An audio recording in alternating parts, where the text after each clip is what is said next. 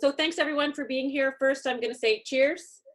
And I want to thank, I think Virginia said we had something like 144 people register for the event tonight, which is incredible. And I think my daughter is on as well from her bedroom upstairs. So I want to thank 144 of you for babysitting with me because she's now locked onto the presentation from her bedroom.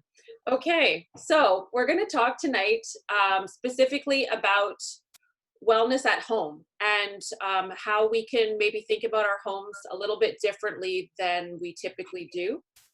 And as I go through, if ideas come up, please do hit that chat or raise hand. It's a lot more fun for me if we're interacting than listening to me talk straight. There are some key elements that I'm hoping that you take away from this presentation tonight, and I think that they are the things that we don't realize have a huge impact on on our mood, on how we respond, on how we feel at home. Us as a firm, as Sarah said, we do full interior design, so that includes interior architecture, full floor plans and construction drawings. We do project management for major remodels as well as new custom builds. So everything from, gutting the interior and starting again, to adding an addition, to building your dream home. And then we have a focus on optimization of that human environment. Who lives there? How do they live? What is their lifestyle? And what are some of the pain points that we can address? So those are all really important things to think about when we're designing on the inside. And really, we're Canadian. We spend so much of our time indoors. These things matter. They contribute to our happiness. So here's an example of a virtual rendering that we did recently of a floor plan. So when we look at a home, we need to consider not only the beauty of that home, but how does it function?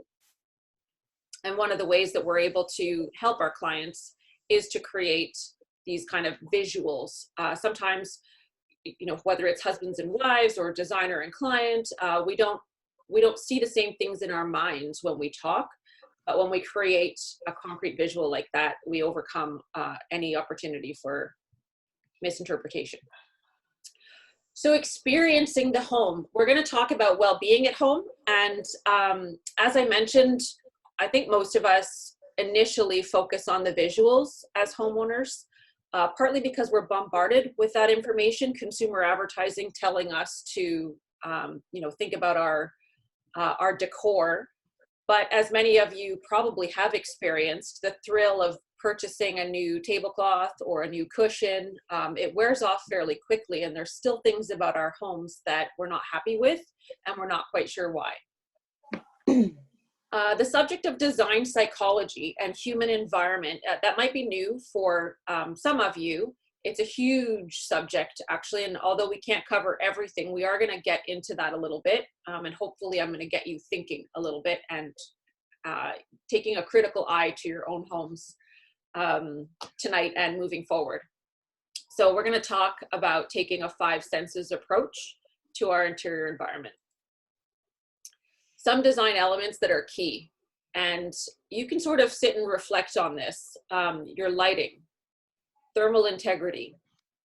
So how do we feel? Are we cold? Are we hot? Do we have zones? Is it all the same temperature right through? Air filtration. This is also really important and something that a lot of homeowners don't know very much about. Natural elements in the home, and then the ergonomics of the home. One topic that I'm specifically really interested in is biophilia. And it's not an illness. We hear enough about that right now in the media. Biophilia is the idea that humans innately possess the need to connect with nature and with other forms of life. It's our inherent human connection to the natural world.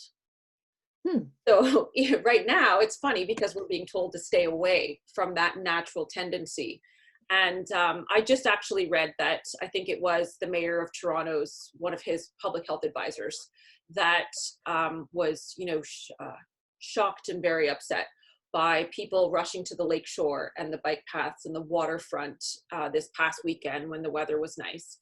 And I think that that's, I don't think that that's people being dismissive of the advice that we're given. I think it's actually more rudimentary than that. I think it's natural, and it's part of that need for our connection with nature and with others. Biophilic design principles address our overall well-being and our need for connection to nature by creating natural environments for us to live, work, and learn. So this is applied to not just residential design, but home offices, as well as hospitals, schools. More and more it's gaining traction, and I think that that's a really good thing. Much more common in Europe, and the North American market is starting to pay attention.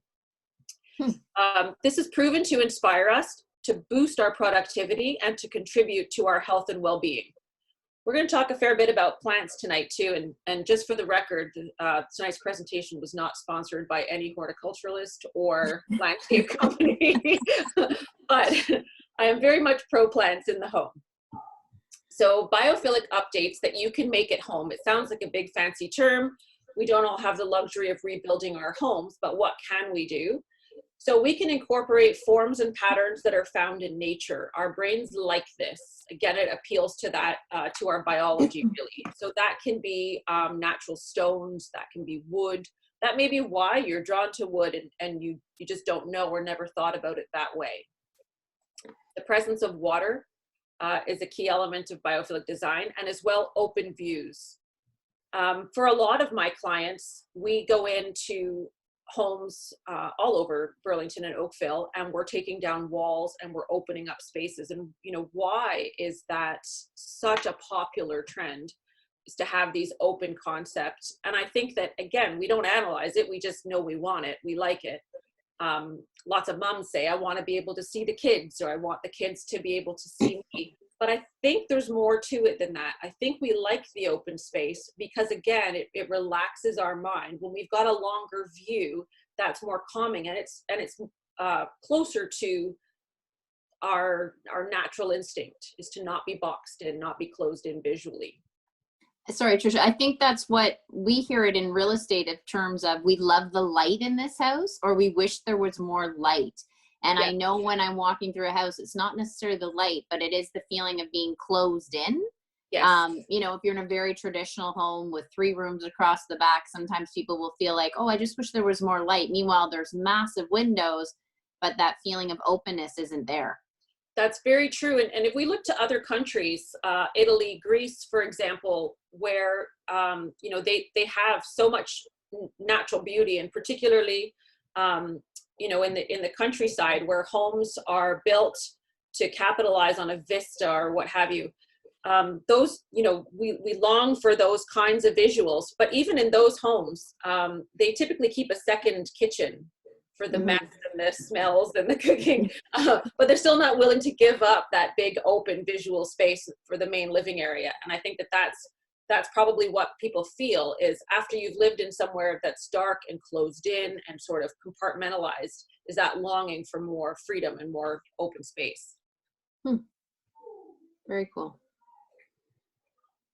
So this is, I've incorporated some of our design work that touches on, and I will share this presentation with everybody afterwards. Anybody who'd like to have it, I can email this off, or I'm sure Team Logue can do the same.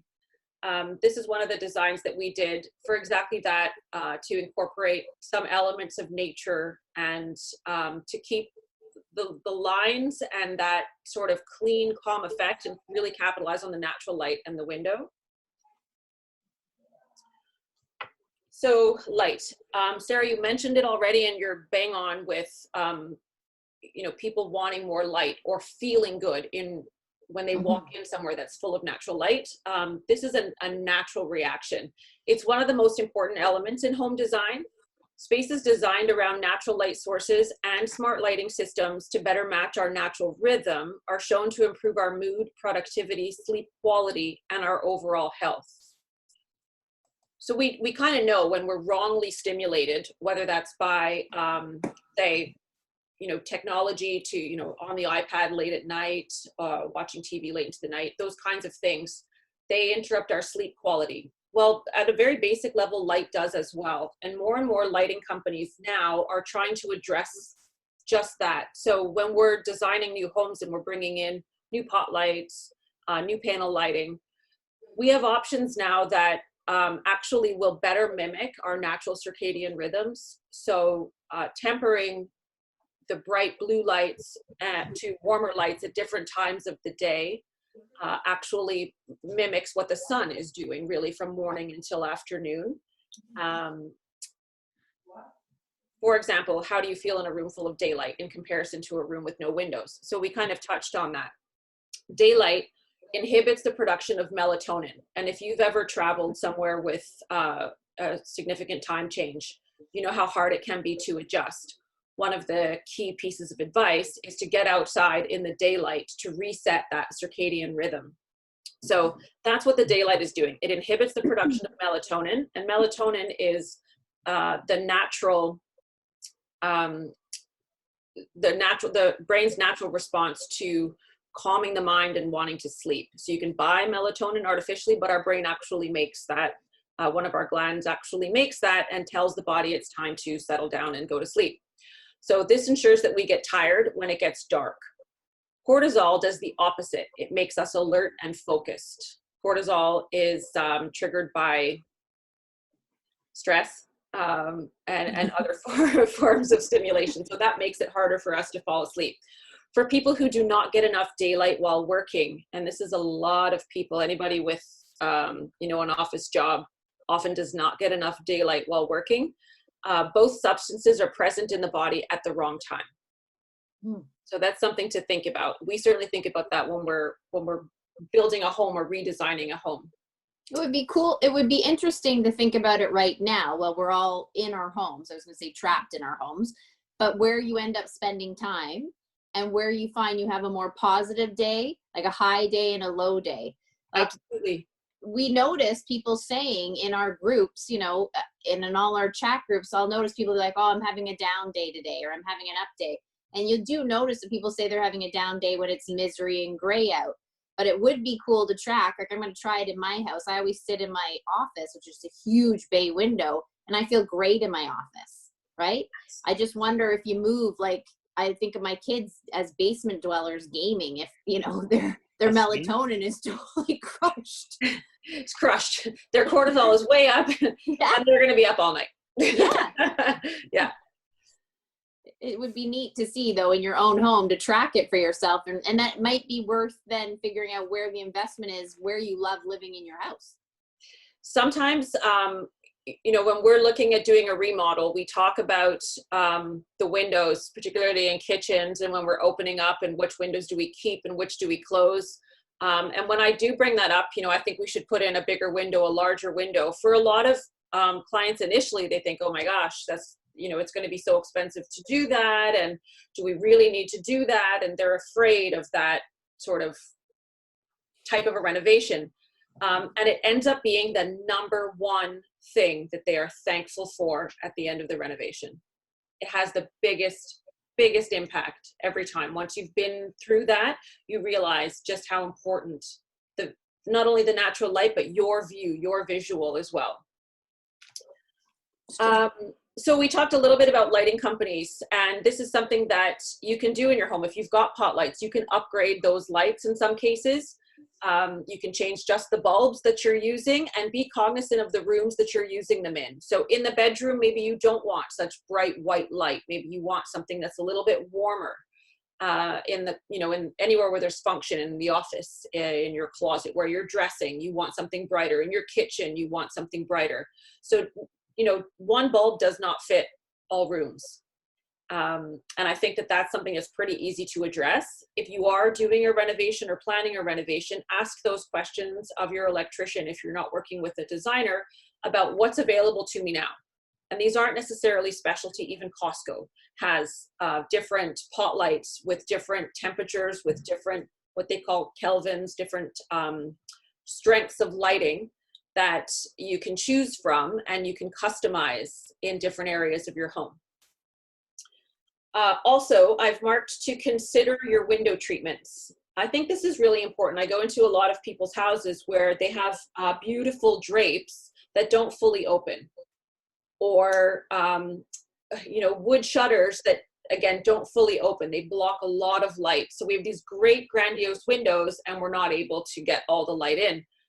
So that's something that you can address. You can go with a longer rod, maybe extend that rod past the window so that when you do open your curtains, if you can, open them past the window or right to the edge of that frame to allow in all of the light. Shutters, unfortunately, they do filter the light. We're limited. Even with them open, they cut a lot of your natural light, and you'll notice that. Open them. Pull them right open and notice, and you'll see the difference. When I'm designing a home, I generally talk clients out of them for that reason. So I think that there are blinds that are just as beautiful now, not like in the 80s when maybe we didn't have as many nice choices, that can be installed, that can be custom fit, and that can be fully opened or partially opened or closed, depending on the time of day and how much privacy you need in that moment. Don't worry, California shutters are still a great resale item. Sorry. People want them for some reason, but yeah, they still sell great. Okay, so I'll leave you with that, with your windows and your interior light bulbs. Everybody can think about that. You can also consider smart home products. That's not something that we have to be intimidated by, nor is it very expensive. There are companies now that sell everywhere, from Lowe's to Costco, order on Amazon, smart switches. So you don't have to rewire your entire home to leverage these things. You can put a plug, it's, smart plug that goes into a plug, and there's an app that corresponds to that you can download on your phone, and you can program that plug to come on and off at various times of day. So this is helpful if, if you've got, if you travel, for one, because you can program your lamps, but also if you've got areas in the home where they don't have a lot of natural light and you need a little bit of a supplement as the sun's going down to have your lamps come on. Or you can just be like me and run around and turn all the lights on in the evening. My kids think I've gone crazy because they're like, Mom, why are all the lights on? Because I'm never home in the evenings normally, right? But now I have all these beautiful lamps on and mood lighting everywhere and candles lit. My kids are like, Mom, no one can come over. But it's good for us. Yeah. Right? This picture that we're looking at, this is a nice bright kitchen. That we did just that. We modified the main kitchen window. We took down walls to capitalize on all that natural light from the back of the home. But you wouldn't want this at 7 o'clock at night. This is too bright. We're tired. We want calm. And so at that point, we want, pot lights off, more ambient light, lower level lighting to start to relax the mind. Ergonomics. So this is another important factor that I want everyone to think about, is the ergonomics of your home. In interior design, that's a fancy term for making spaces user-friendly. We want most of the interior to be comfortable for the people who live there in terms of the psychology, physiology, and the anatomy. So when we're designing, we need to know who lives in the home. Are there children? Are there seniors? Are there any mobility issues? Is everybody over 6 feet tall? I've designed homes for people everyone is over 6 feet tall. So these are really important considerations. Are everyday tools easy to reach? Have you ever lived in a kitchen with a really awkward corner cabinet where you just could not get at the things that you needed to get at? These things wear on us, especially when they're repetitive, when they're everyday. Can you move around freely and in a natural way? This is also something that I'm sure, Sarah, you're really familiar with, going into a home that's got too much furniture. And the homeowners forget, they don't realize, because they're on autopilot. They're so used to walking around that ottoman that you have to shimmy sideways because there isn't enough room to walk straight through. But you forget, because it's your home and you do it all the time. Actually, it's probably driving you mad, slowly, surely. And if you just open up, you'll realize, oh my gosh, why didn't I do this a long time ago? It's so true. I constantly walk through people's homes and I say, pretend there's a bunch of little ducklings following me. How are we fitting through? Right? Because in the past, we used to have a bunch of people with us looking at the house, whether it's parents or kids with the buyer.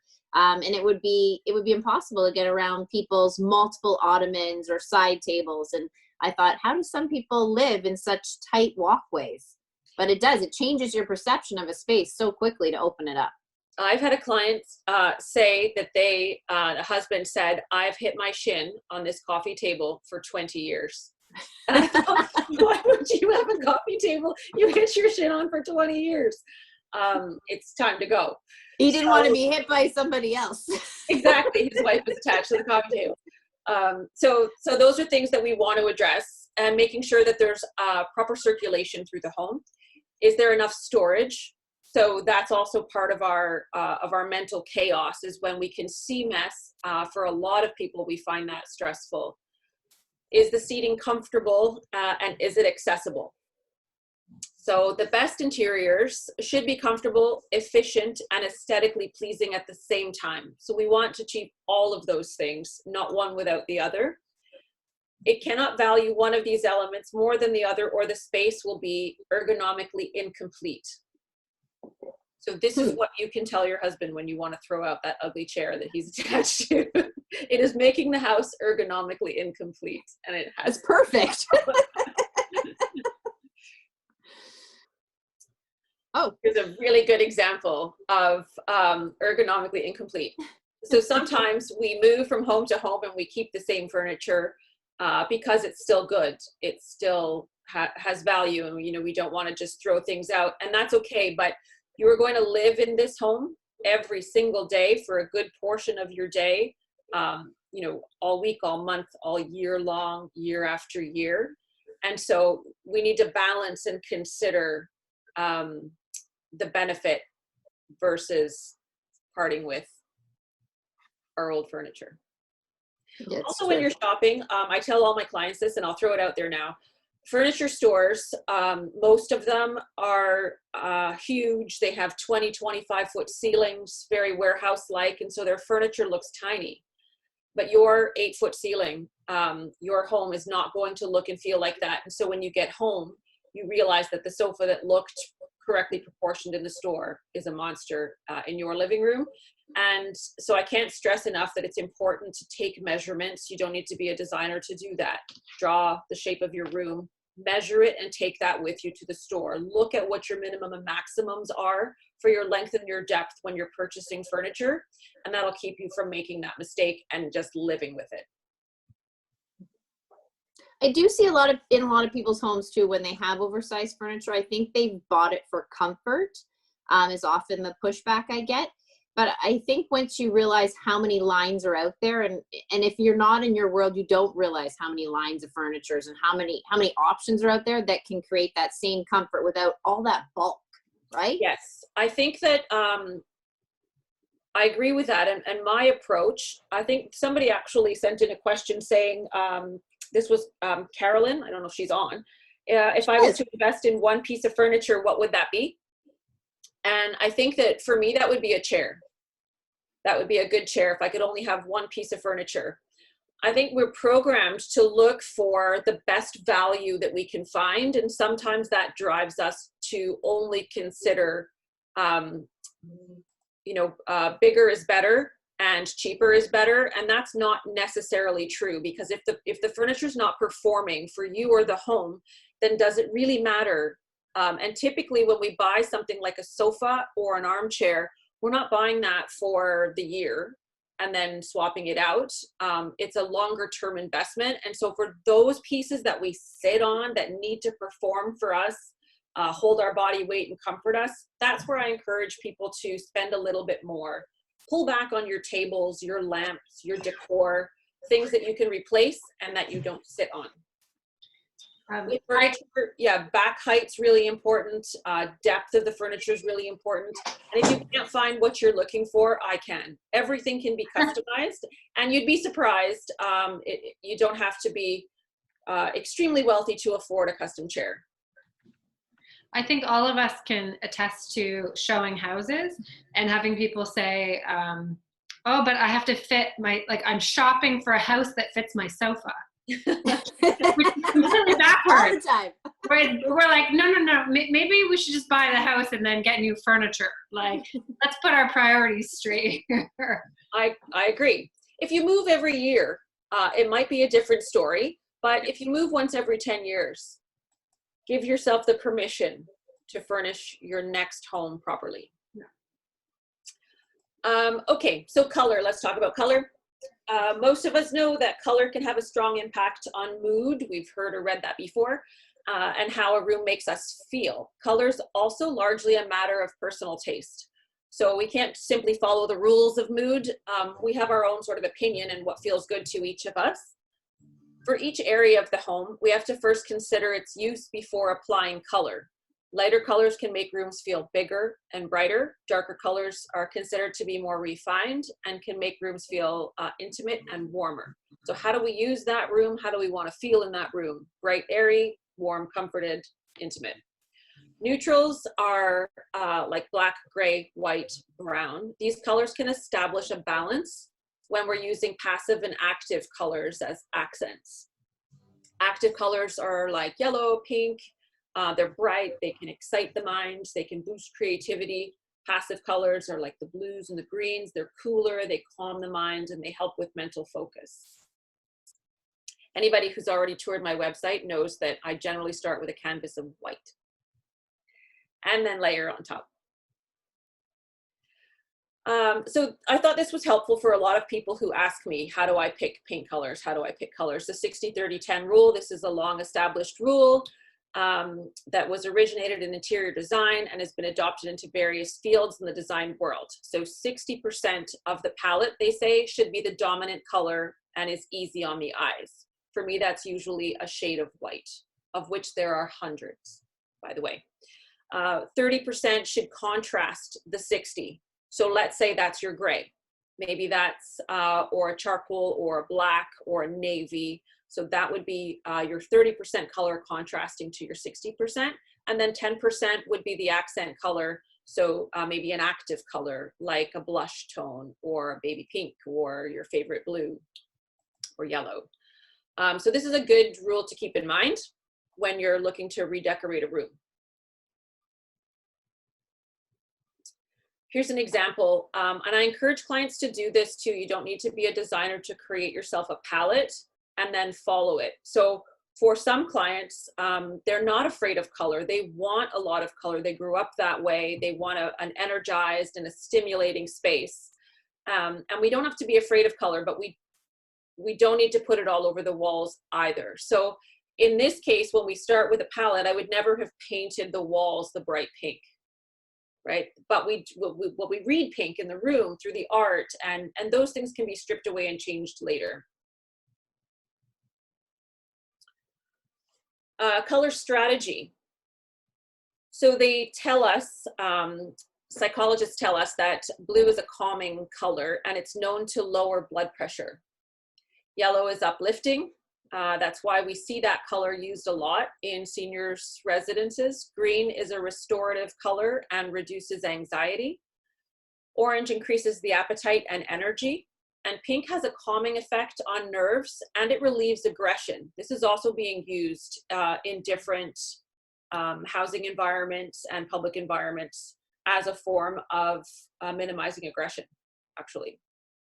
Trisha, we had somebody ask a question in regards to if they have a neutral room, how can they add color to it? Like, what's the best way to integrate color into that?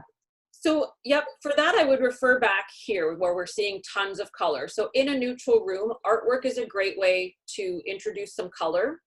And it's a good starting point too. Artwork is subjective. So if you find a piece that you love, go with it and then pull from that piece maybe and tie in some of the colors with your other fabrics like cushions, throw pillows, tabletop decor, that kind of thing, to repeat the color, right? Our brain likes repetition. It's calming. So when we see something 3, 4, 5 times in a home, that the mind recognizes the pattern very quickly, and we suddenly like the space without knowing why. It's because it's relaxing to the brain. And that's true of color. It's true of pattern, shapes. So circles repeated, squares repeated. It's true of everything. Creating a pattern throughout your home. What my clients will say, my house feels very disjointed. I want something that feels more cohesive. That's why your brain wants that. You're right. And so we create that kind of a pattern by repeating materials, metals, colors, shapes, etc. I think too often we see people try to use one color as an accent color, to the point where I know we'll be talking as a team and we'll be like, you remember the red house? Do you remember the purple house? Do you remember the green house? And it's because they may have taken one neutral, but then taken their favorite accent color, and it's like layered rich everywhere with no break to the patterning of it. Yes. So, I mean, I love when I walk in, and this is my personal, I love when a house is painted all one color. But when someone uses like 22 red throw pillows, that's when I find like it still gives you that broken up feeling because it's too much of a contrast. It's true. And you don't necessarily, you don't want to become thematic either, like, you know, the red room or the red house. It's hard to do that well. I think it's easier to mix patterns, to introduce, like if we look at these pillows where you've got solids playing off of patterned pillows with multiple colors, and they're nodding to the rest of the colors in the room, right? There's a play back and forth. There's a relationship between things. So I think you want to be careful too of, you know, just doing a series of solid pillows. Mm-hmm. No, I agree. I think that, I mean, this may not be a color palette that appeals to me because I'm not maybe into that green, but I do love the balancing of the colors in this room. And I think that's where, when we're not maybe with a designer eye, where things like this, where you've taught a little bit of math and science to this and that balancing, sometimes I know I miss the mark when it's like, whoa, why is there so much navy blue popping up in this space? Well, because everything I bought for the room was navy blue because I loved it. Right? But it gets out of proportion. Right. And I think that's why I chose to bring in this picture, because it is just so so loud and so out there. I think it really illustrates that you know, you can do that. And if I were to take the pillows and the artwork away, the room is a lot calmer. There's a gray carpet on a light wood floor and white walls and white tables. And so it's really just in those replaceable pieces where you can bring out a homeowner's personality that's unique to them. And it's easy to pull that back when the mood changes. That's so true, and so much more cost effective. And I mean, with things like pillows, just try, you know, if you're out shopping, throw a couple things together on the shelf and see how they look. You can mix patterns, you can mix plaids and florals and stripes. You actually get great results that way. Trisha, can I ask a question? What's your feeling on seasonal changes for things like accent pillows and accessories? I think, you know, the sustainable me prefers that you just change your covers if you can, versus sort of tossing. So there are places you can go, if you don't sew yourself, you can either have your covers made, or I think there's even places like Fabricland, if I'm not mistaken, that makes pillow covers and things. So you can change your cushions with the season. Personally, I usually throw in one seasonal pillow that fits the mix.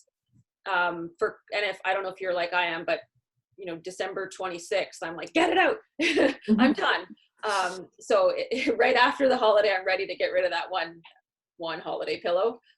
But I for sure think that you can do that you can bring in things that feel seasonal, feel more fall, for example, and then bring in more spring. It's just a bit trickier to do without having to change everything around you in some cases. If the room lends to it, then you're lucky. And if it doesn't, then that can be a little bit harder to do.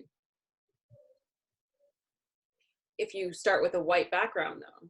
Yeah. It's a lot easier, I just say. No yellow walls, no yellow walls. Okay. So here's another example of building a color palette for yourself and then taking that shopping with you. So if this were my color palette, then, you know, my wall color is going to be that lightest color. Maybe my 30% color might come down into the deeper gray tone. And then I would, for the 10%, use some of those brighter, more energetic colors as an accent to create that overall sort of sunset feel. Okay, thermal comfort. So this is one of the key environmental factors contributing to our sleep quality. Are you too hot? Are you too cold? I think women understand this really well. Research shows that thermal environments dictate our ability to fall asleep and stay asleep at night and wake up feeling refreshed.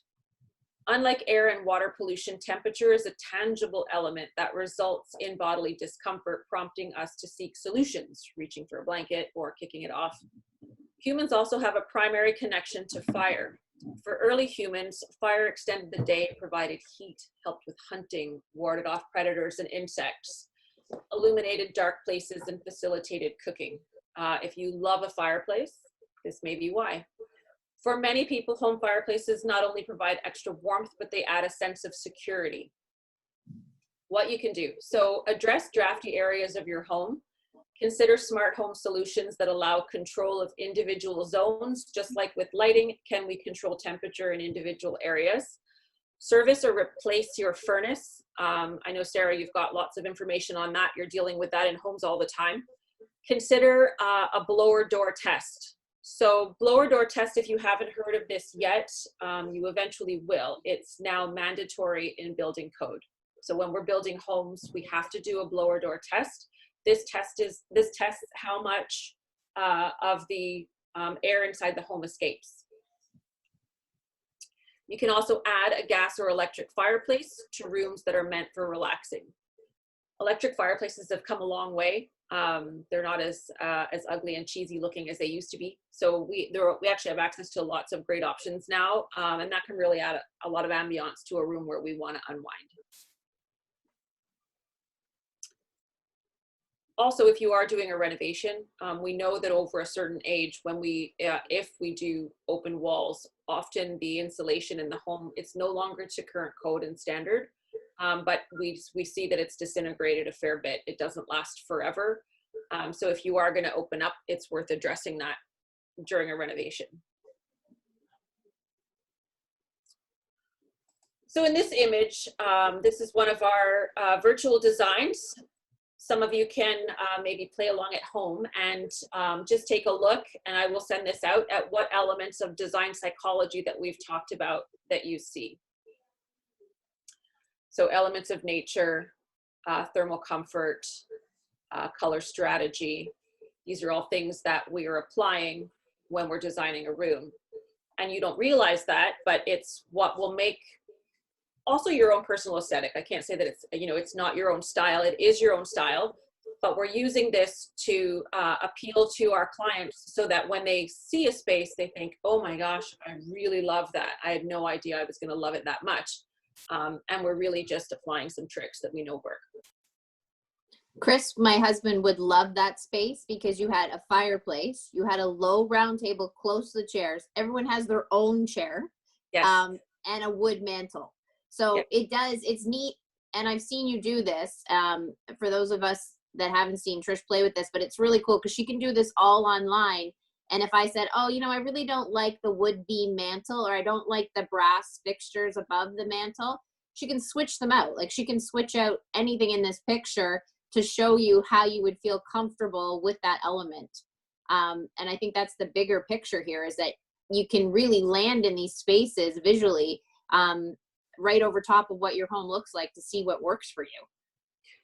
This is an actual renovation that's going on now, that's coming to life. So the cool thing for us too is that when we do a virtual rendering, we're able to provide that to the contractor so that they know exactly what they are aiming to achieve. This is how it's going to look. And when we go back to take a photograph, it looks exactly like that. I don't know if anybody else is like me, but my tendency is always to push the furniture to the walls. Yeah. Like to the perimeter. So this is great to get my head around the fact that maybe that's not the right grouping for the space. And often it's not. The walls don't need to be held up by your furniture.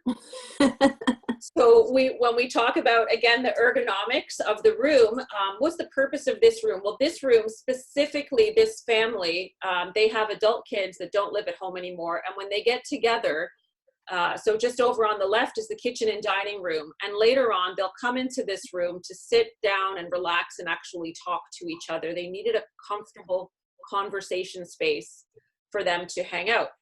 And this lends to that. You know, when we go into a room where the furniture is all kind of lined up against the walls, and very often just pointing towards the TV, let's say, it doesn't lend to interacting, which we learned in the beginning is actually innate. It's something that we require. And so that's why we like spaces like this. Hotel lobbies that fallen in love with look so, cocktail lounges that you go into and think, oh, I love this. That's why. So the background that I have on right now is actually Trisha's rendering. This is not what my house looks like. So you could always get her to do up a rendering and then try it out with your face in front of it through Zoom. Amazing.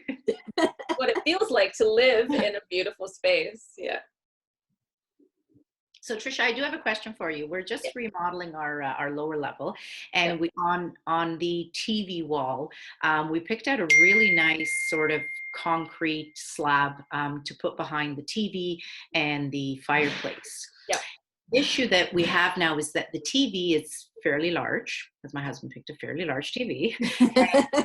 I've never heard that before. There's not much of this concrete slab that's showing, and it really is, it's got so much character to it. So we're kind of sitting there looking, deciding, do we return it and just kind of do something plain, because there really isn't much to see, or do we still move forward, even though it's such a little space, you know, with the concrete? Is there any other wall that the TV can go on besides above the fireplace? The way that we've designed it, that's the wall, because then there's different areas and it's like different stories, because it's all open concept. So it does need to be that particular wall. And is he open to changing the television? That is a loaded question. You know, we just recently did, we're doing a custom build in Roseland. And so the nice thing with the custom build is that we get to create from scratch. So we don't have to deal with a past problem and try to fix it. What we did in their family room, because, you know, so the lady of the house does not want a 72-inch television anywhere. And so what they agreed on is they're going with the Samsung Picture TV, which is going in that main family room space. If you haven't seen those yet, they've been out for a few years. The price has come down a whole lot on them. Very cool. And they're framed. They look like artwork.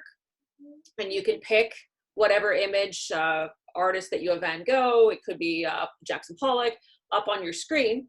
And then we're installing a projector and a screen in the ceiling, and that will come down for game day.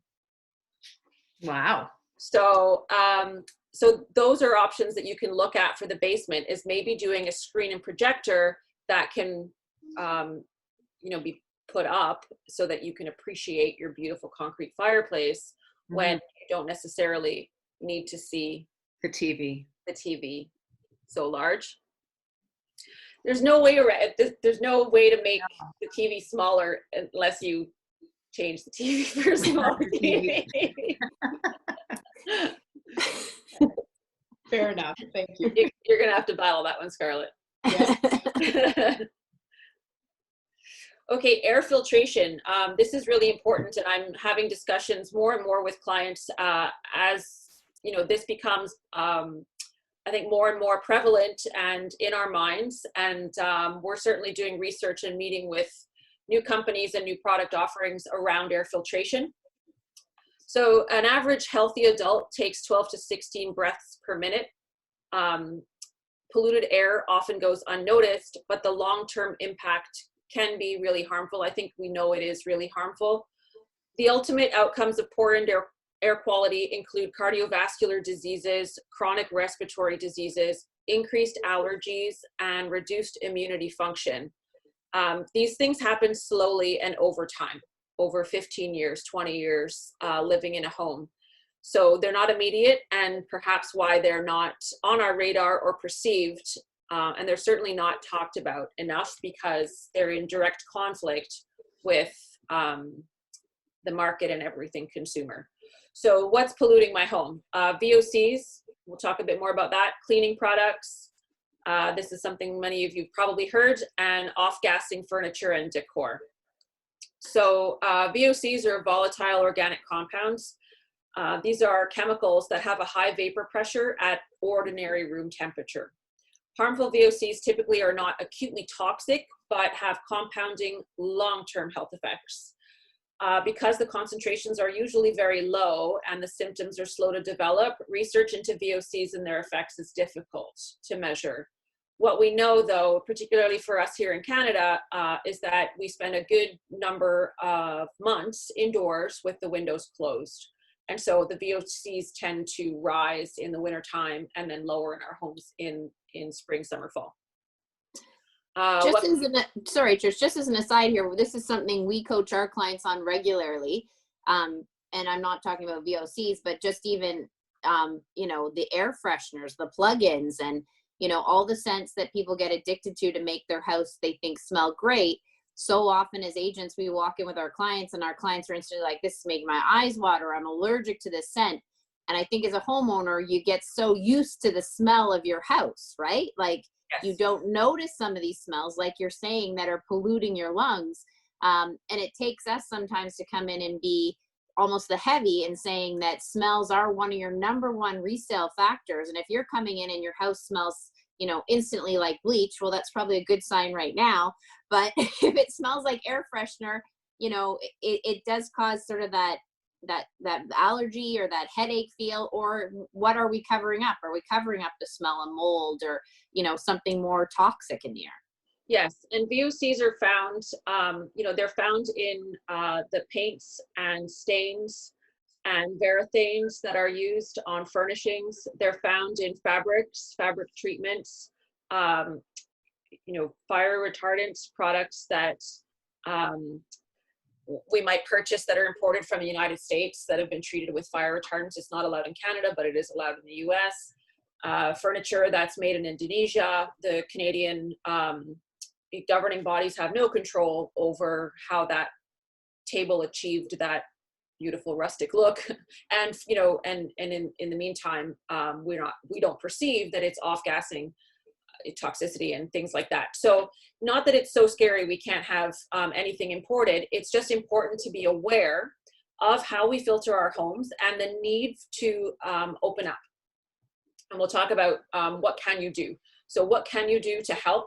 HEPA filtration, that's probably a term that you are aware of. Your furnace probably takes a HEPA filter. This is, in higher quality, HEPA filters are worth it because they trap more particles and viruses. So, but that is what they do, they trap them. So they're not purifying the air, they are trapping the toxins so that they're no longer floating around. There's a distinction between air purifiers and HEPA filters. Trisha, I'm gonna unmute Caroline Moore because she's got some great insight here. Oh, good, okay.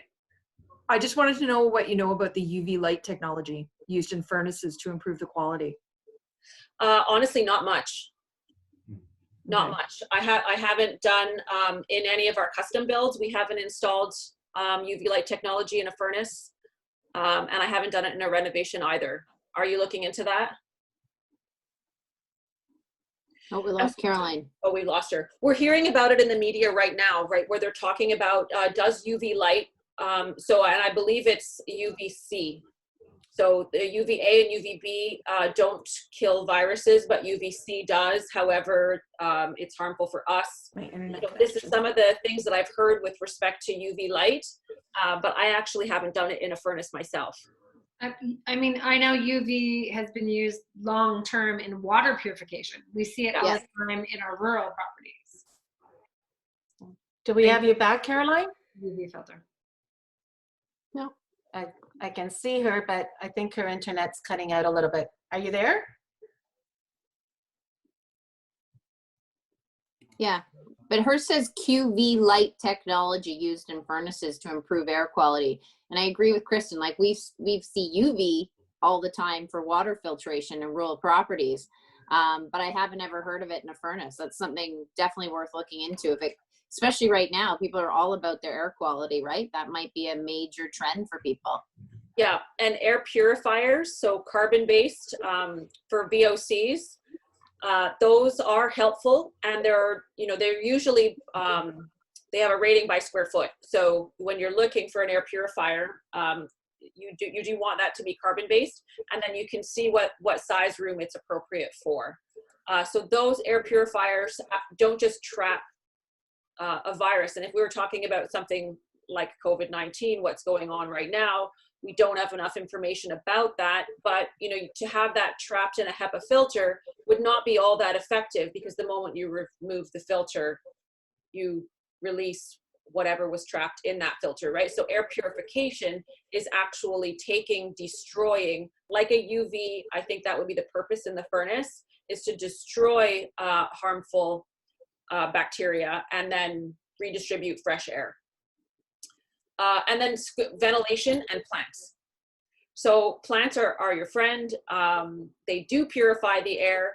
They are simple, cost-effective, and we should all have them in our homes, in every main living area of your home. If you don't have a plant in your kitchen, get one. If you don't have a plant in your office, get one. And remember to open the window. Simple, cheap, effective.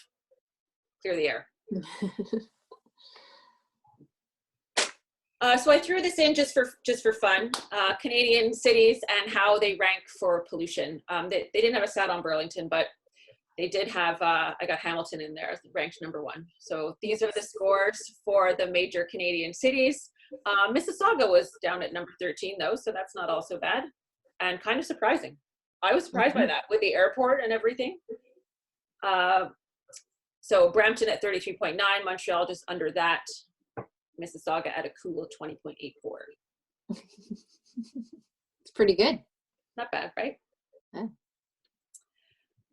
Other common problems that we can talk about and address that might be driving you crazy in your house. So clutter, shoes piled up at the entrance. These things wear on us, they affect our mood. That's the first thing that you see when you walk into your house. That can already start to raise that cortisol and raise your shoulders a little bit. Wardrobes that are stuffed with clothes that we haven't worn in years. I think my mom is still on here. Put that one in, Mom. The dining table that doesn't have much space for actually having a meal. So sometimes we hurry to sort of decorate and we kind of clutter things up, and we've got too many tchotchkes and knickknacks, and that can actually cause us stress. And how nice would it be just to walk into the dining room and have this nice open table that we can sit down and enjoy. So everyone can take a critical look around them at their clutter. And somebody asked a question about that. I think Leslie. I can pull it. So Leslie, if she's on, she says, my entryway is too small, has a front door, garage door, and a back door, all in that space, plus a light switch right in the middle of the wall. Don't know what to do with furniture here. I would say I can't see that space, so I can't tell you for sure, but modular pieces would be your friend, and wall-mounted pieces would be your friend. So maybe creating, if you have the room for a little storage bench, that's great. And if not, maybe look at having some pieces that you can wall mount. So wall mount shelves, wall mount hooks, wall mount cubbies, where you can put a few things just to clear up that entranceway and give everything a home. Traffic flow, so lack of adequate clearances, poor circulation in the home. Take a walk through, watch your husband or son, or if there's anybody in your home larger than you, watch them walk through the home. Is it tight? That can contribute to that little bit of stress day in and day out. These small changes that we can make that make us feel more relaxed and enjoy our space. Trisha, is there sort of a standard clearance that is comfortable? Is it 3 feet? Is it 2 feet? Is it like if we were looking at distance between an island and a wall, or you know, a sofa and a table kind of thing. Is there something standard? So in walking spaces, 3 feet would be recommended as minimum. So anywhere that there's traffic flow, try to achieve 3 feet. In kitchens, it's not really that standard, just 3 feet, because when we have the ability to increase that, let's say between an island and a stove, we think about, you know, 2 people being able to move around there. So I prefer to go 40 inches, 42 inches there, whereas I may not need that in another area. When we start getting under 3 feet, things start to get a little tight. The coffee table in front of your sofa, not something that you walk back and forth in front of necessarily. So in that case, you can go tighter, but really where your main traffic flow is, that's what you should pay attention to. So inconsistency, we talked about this earlier. Our brains like repetition and patterns. If the home is too busy and you've got too much going on, if it feels like 2 different houses when you go from one room to the other, then look for ways that you can create some repetition. Thread through either color or thread through pattern or thread through shapes. This allows our brains to make sense of a space and will relax your mind. Too many different styles is chaotic. Although all of these things have an impact on our mood and our behavior, fortunately, they're all problems that we can fix in little ways.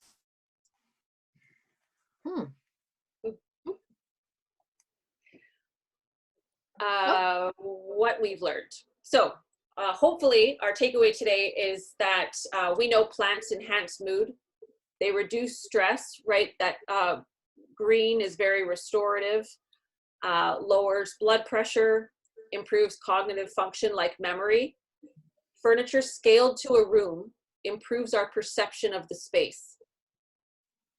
So not to undervalue that. Freedom and our overall enjoyment of the space. And we learned that color impacts mood, and we can think about that as we assess how we want to feel in each room. More key takeaways: evaluate how you and members of your household experience your home. Apply the 60-30-10 rule to color in the home where you can. I recommend light neutral walls, careful use of feature walls, and a threaded through approach to accent colors. Look for ways to improve natural and artificial light, air quality, and temperature. If you don't have natural light, then you need to add extra artificial light. One boob light in the middle of the room won't do it. The old dome, like we call them boob lights. Boob lights. And keep what you love and ditch what you don't. I think that's the best thing. Keep what you like and ditch what you don't. Because so often people say, I've had this chair, it was my mom's, and when she moved into her retirement residence, we kept this chair, we didn't know what to do with it. And I'm like, well, do you like this chair? Because I'm thinking, I don't like this chair. And they're like, no. I'm like, okay, well, let's remove this chair. Let's take it out of your life. It's like the center of your house. So I think sometimes we emotionally or out of guilt will not get rid of something. And, you know, again, we're all really good savers and reusers, so it can be hard. But I think there was even a question on upholstery that maybe that's something we can fire back out to people, is who you recommend for upholstery. But sometimes taking those favorite pieces and changing them to match everything else is a nice hit too. If they fit the space, definitely.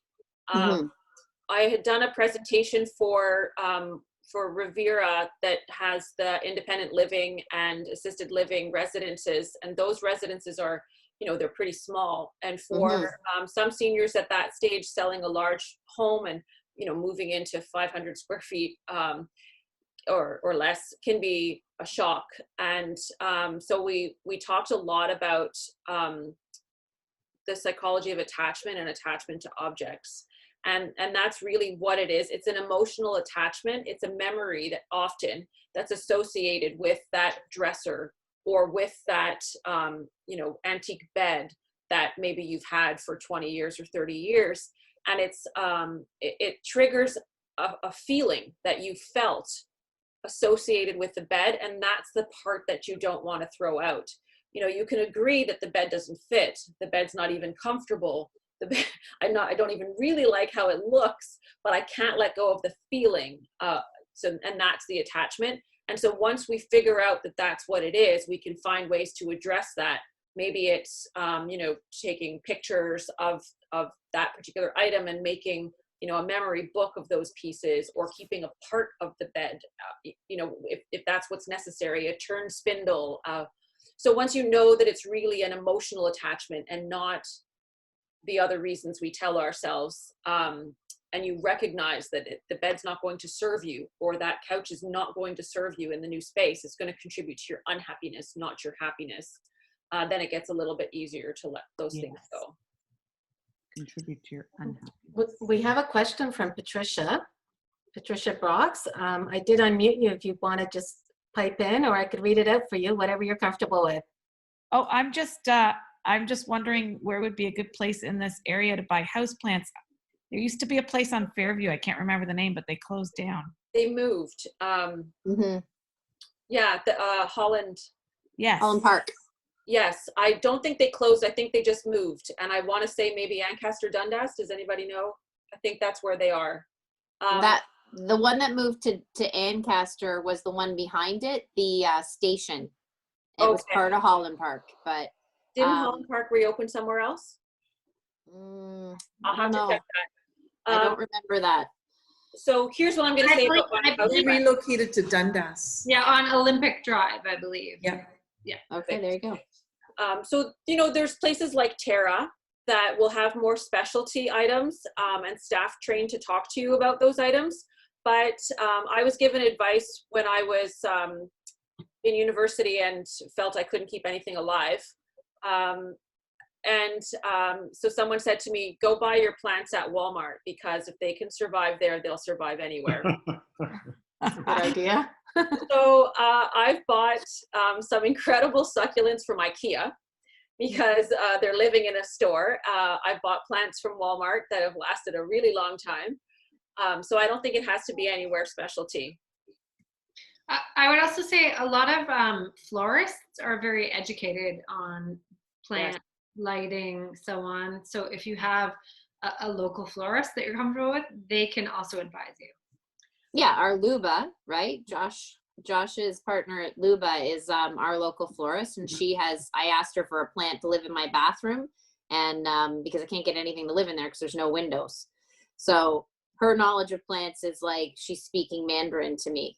It's so incredible. So there are great local people that buy in, you know, to all sorts of plants and can educate you on it. This list that I put in the presentation, these are plants that are really easy to take care of and forgiving. If you ignore them for a while, they won't die on you. So I've got a couple of these in my house. I've got 2 aloe plants in my house. Actually, they do really well, and I do ignore them from time to time. We've got a little tip here too.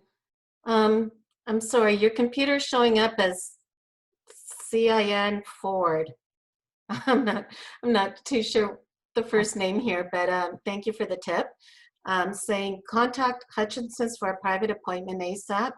They give you an hour to shop with plenty of social distancing, and it's on Walker's north of Britannia. And it's Cindy. There you go. Oh. That's a nickname. So I'm gonna see if I can unmute you here. Or feel free to unmute yourself and jump in. Share your experience with us. That would be great. And then we have Liza is wondering, what about lighting for plants? So that is specific to the type of the plant that you buy. Some plants like full sun, some plants don't do well in the sun, the leaves will burn. These ones on my list, again, are the kind that you can ignore. They really don't mind whether you water them or give them, you know, light or no light. But I think that that's gonna depend on the species. And for some plants, artificial light is just fine. What's that? Does that answer your question, Liza? Okay. Also, you know, do you remember, I don't know, my grandmother had those like macrame plant holders, and they're all back in fashion now. So if you don't have surfaces for plants, then think about hanging them, which looks lovely. And those are readily available. HomeSense has them. You can order them on Amazon right now while we're all locked down. And that'll hold, you know, different 6-inch, 8-inch plant pot that you can suspend in front of a window anywhere. Or if you're handy, what I've done in my kitchen is I've actually got shelves that run across my back windows. And I've got sort of an interior garden of plants, all sorts of different plants that are just sitting right in front of the window.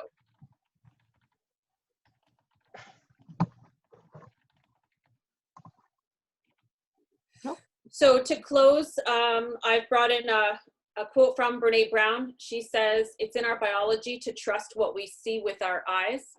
This makes living in a carefully edited, overproduced, and photoshopped world very dangerous." She's very clever. And so I think that that's a good takeaway, is that we're drawn sometimes to what we see in a magazine or what we see on HGTV. And my advice to you is to look at your own space and to think about how you live in that space, and not just how it looks. Someone needs to be unmute or muted here. I unmuted everybody, so if you'd like to ask Trisha any questions that we didn't cover, go ahead. We can have an open discussion, or of course you can mute yourselves back up. Someone online's moving around a lot and needs to mute themselves. Trisha, lots of navy in my house, lots of gold, lots of light blues, white. So all the neutrals, and I'm really trying to bring in like one color, and it's like, it's that, you know, that strong color. And I'm just weary about where I need to be. I mean, I like a very spa kind of feel. My whole house is very neutral, but I do feel like we need a color, some sort of color. What's kind of your top 2-3 colors? With those blues? Yeah. Mine personally, or? Yeah, yours. Well, yeah, I guess trend and personally, I'm interested. Okay, I love blush. Yes. That's one of my favorite colors. It works really well with just about every neutral. So whether it's a dark gray, a black, a navy, a brown, blush is easy. It's beautiful, and it's more mature, I think, and more interesting than pink. It's interesting that you said that, because I was in Chapters, and they just had, you know, get that blanket for $30 extra, whatever I was buying for the kids, and it was blush. And I said, you know what, I'm going to try this tone, and it looked really nice. I purchased it, and I kind of throw the blanket over the couch, and so it's an introduction of blush, right? Yeah. And that's something you can use really sparingly as like a tertiary color, maybe not necessarily as your primary accent. Yeah. And I think that it works in all seasons. Totally. Okay, Alexandra's wondering, what is your favorite white? Because there are so many of them. Is there one that you recommend? That's a loaded question. Good answer. White. So most neutral answer I could give you, and I only work with the Benjamin Moore deck for simplicity's sake. Not that there aren't other great paints I have done before, but I don't know them all by heart. So Benjamin Moore, I would say White Dove OC17 is a color I use a lot. The reason for that is because it's a neutral white, so it works well with warm tones and cool tones. It tends to be just a little bit warmer. It's not a cool white, but doesn't have a yellow look to it. It's actually got a bit of a grayish undertone, even though it's a true white. If you're more on the modern side, then I move more towards a crisper white. So Chantilly lace is one of my favorite bright whites from Benjamin Moore. It's really clean and more modern and crisp. And if you're looking for something that's maybe even more towards the warm side than that, maybe Cloud White. To be honest, I'm not the biggest fan of Cloud White, only because it yellows, and it yellows over time. It yellows around most of us have too much wood and too much brown leather. So in that case, the Cloud White's not your friend. It really pulls a lot of yellow in the undertone of the paint, even though it looks nice on its own. I have a question, Trisha. I'm addicted to grays. Yes. Is it a trend, or is it here to stay? I don't think it's going anywhere. I think certain pigments are a bit more trendy than others. Certain strengths of grays are a bit more trendy than others. Like the pendulum's always swinging. So everybody goes towards these cool grays, and then fashion and design comes out with all the mushroom tones, and then we get tired of those and we swing back. So I don't think it's going anywhere. I think that we pulled away from warmth for a really long time, and now fashion and design is coming back around towards warmer tones. Personally, use both. So Ramona has used Benjamin Moore Chantilly lace white for her trim in her new build. She says it's really pretty. And Ramona, you also submitted a question earlier. Did you want to just jump in? I was just wondering about adding various layers of texture.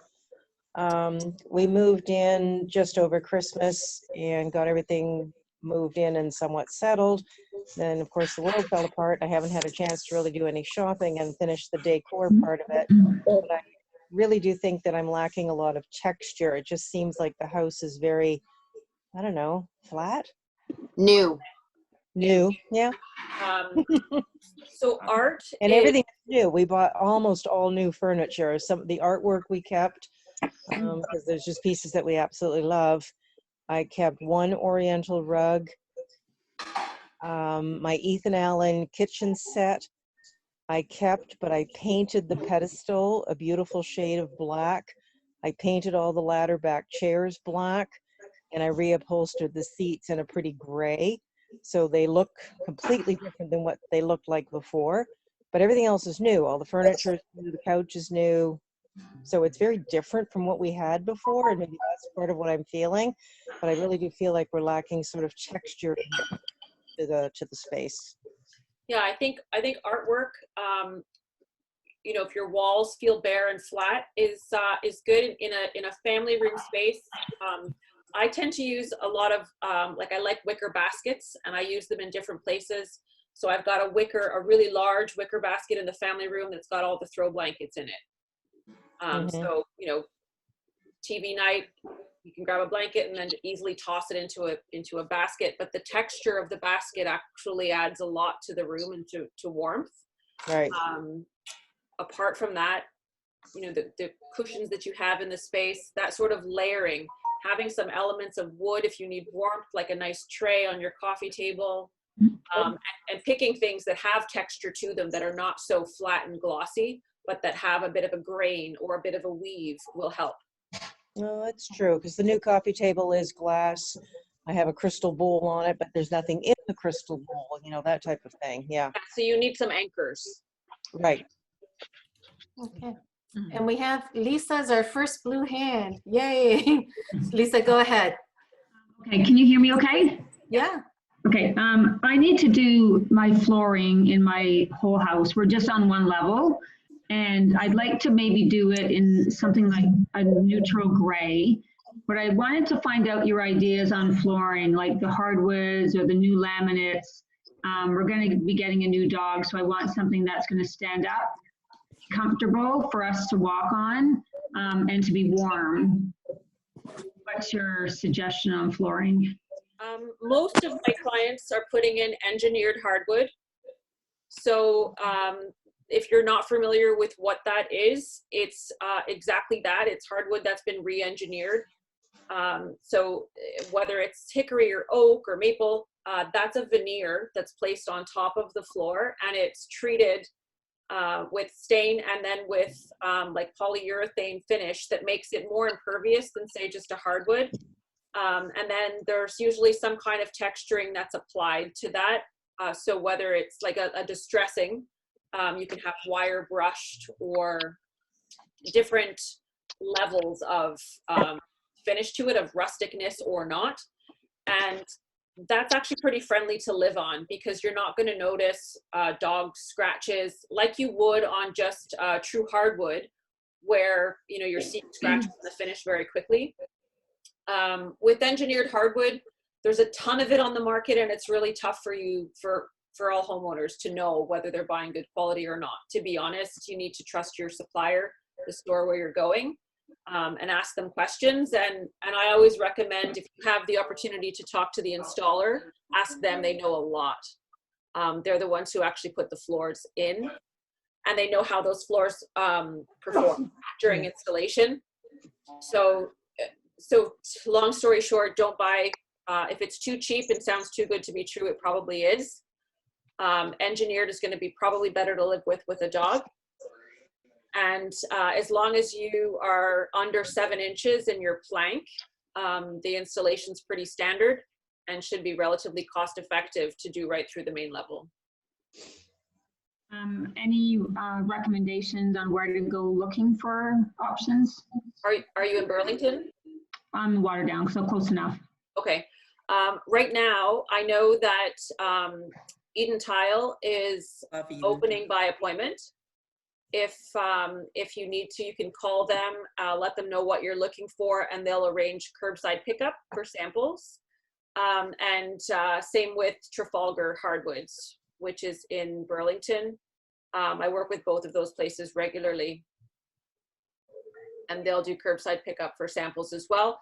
And they'll give you information if you tell them what you're looking for, the kind of performance and what your budget is. If you figure somewhere around between $6 and $7 a square foot is a healthy budget for a good, decent quality engineered hardwood. Thank you very much.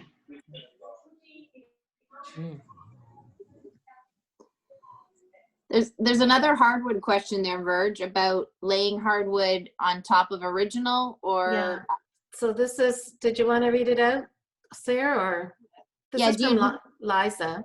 It just says, do you need to remove old hardwood or would you lay it right on top? Please, I have 2 big dogs. You need to remove the original hardwood.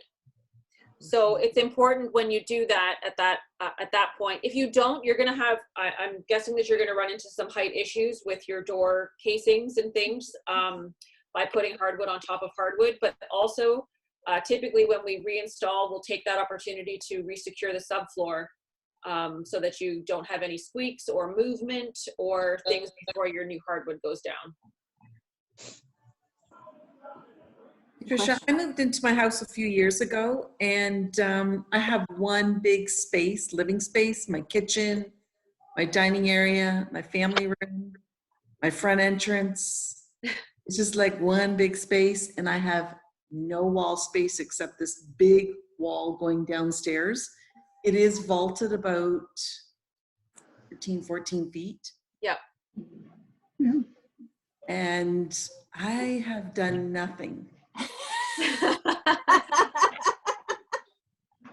Because honestly, I'm at a loss. I don't know what to do. Like, I don't know whether, like, I feel like I should put something on the wall going down, like a texture or maybe a wallpaper or.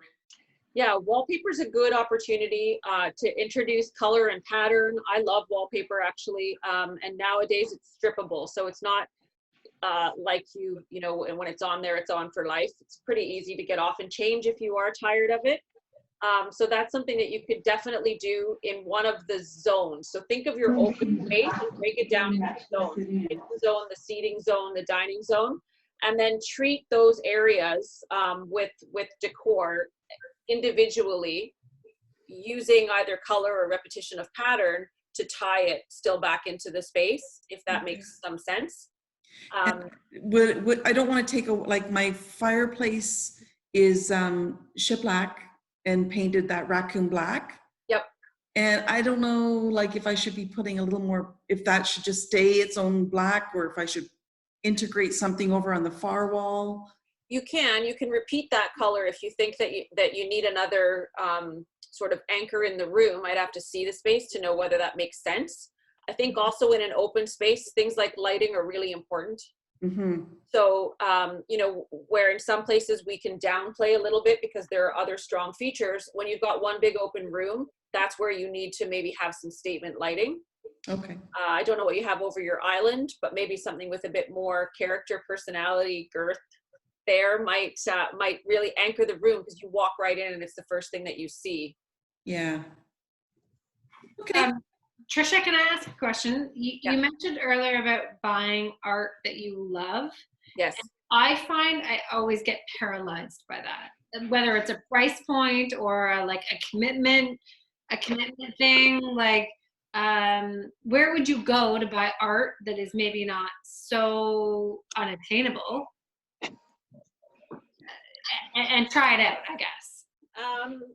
So when I say buy art that you love, I mean, I don't necessarily mean that you have to spend, you know, $3,000 on a painting. Most of us won't do that. But at the same time, you know, I encourage you to stretch yourselves beyond HomeSense when it comes to buying art for your home. That's okay for a real quick fix, but when you're gonna put one piece in a place where you see it all the time, I do want you to have a positive emotional connection to it. Where will you find that art? It could be from travel. It could be a photograph that you take. It could be from a local artist. There are tons of them, even here in Burlington and Hamilton, that you can find on Instagram. So there are places if you look, and art's not the kind of thing that you should rush. Thank you. Yeah. I put my favorite artist up on my big Mac computer for the last year and a half before I committed to one of his pieces, and he's not an outlandishly priced artist, but it's such unique art that I wanted to ensure that I wasn't just drawn to it and that I would love it long term. And it gave me sort of the visual of that piece of art all the time in my office. And it gave me that trigger to buy it. But I personally love art from things that I've recollected or repurposed, like things that my great grandmother had that I've reframed really modern or really clean compared to maybe a gilded frame she had. Yeah, that stuff you can find at auctions or garage sales. I have things in IKEA frames that I've collected from travels, postcards that I bought when I was in Mexico that a local artist did, and I framed them in IKEA frames and stacked them together. And so you can personalize it, or if you are looking for a bigger statement piece, then do a little bit of research, find an artist or a style that you like, and see if you can find something local or commission it.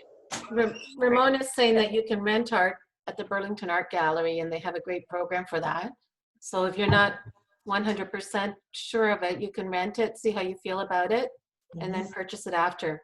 I know also a lot of coffee shops will highlight some great local artists, and you can go to the coffee shop if you like it, you know, go back, and then if you're sold on it, then you can purchase it directly from that artist.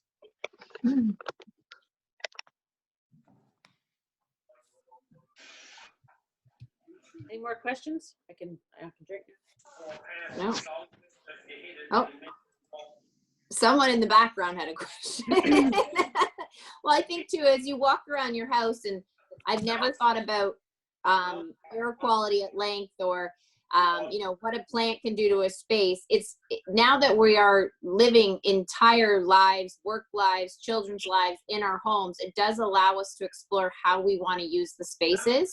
I know for me, I've definitely made some personal choices about where I'd love another workspace in my house, because our office seems to be a more sought after space than I realized. So I hate fighting for my office. Will be great.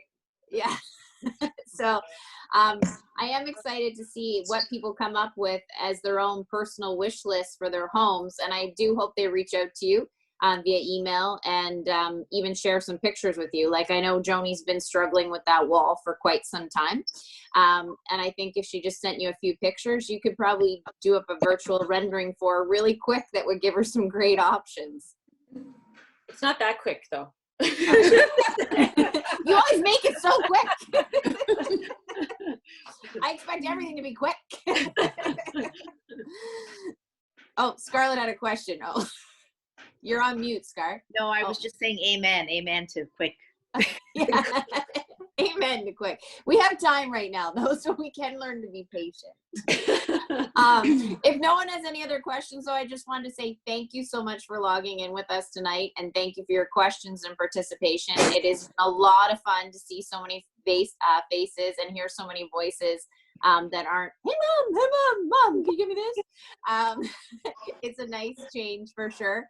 And we've had the pleasure of working with Trisha on many projects. So if you have any major reno questions, or, you know, just which white to pick, certainly reach out to her. She's a great resource. And same with the agents on Team Logue. We've seen it all, and we can certainly put you in the right direction for the right people to help you. We have all the services available to us, and we can tell you who's working during these times and how they're functioning through COVID. That's awesome. Anybody else? That was awesome. Nope. Thank you, Trisha. Thank you, Sarah. Thank you for the Thank you, invitation. Trisha. You're most so welcome. Amazing. Yeah. Amazing. Oh, we've got a lot of thank yous coming up on the chat now. Thank you Yeah. everyone for joining us. I've tried to figure out how to do a thank you, can't figure it out. I've spent more time figuring out how to use. Yay! I need a Joni. I need a Joni. Well, We'd recognize that accent anywhere, so you don't have to worry. Oh, yes. No to Sarah. Walmart on special. All right. I'm terrified of Walmart right Hey, now. I Josh, can't do it. your family's adorable. I know. They're so cute. I can't see them anymore. They're out of my lineup here. Gone now, but they're Has he, adorable. he's gone to bed now. Yeah. It's awesome. Well, have a good night, everyone. Thank you again for coming out. Thank And you. be well. Oh, now we can see everybody. Oh, there we Bye, go. everyone. Bye, everybody. Good night, Trisha. Ciao. Thank you so Bye. much. Keep well. Thanks, Trisha. Thank you. My pleasure. Any questions, just email us. Thank you. Thanks, everybody. Good Bye-bye. night. Night. Good Peace night. out.